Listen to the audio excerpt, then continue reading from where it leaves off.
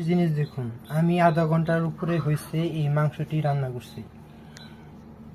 তো মাংসের কোয়ালিটি দেখে বুঝতেছেন যে মাংসটা একদম হয়ে গেছে, হাড়ের দিকে মাংস ছেড়ে গেছে।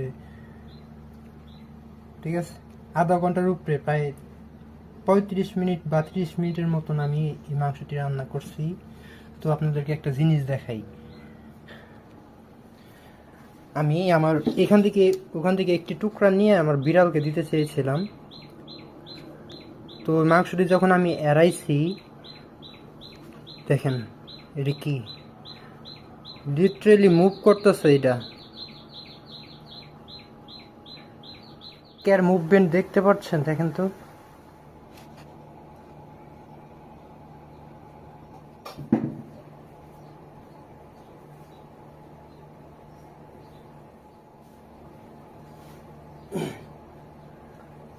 ভাই, কেয়ার মুভমেন্ট দেখতে পাচ্ছেন? দেখেন তো।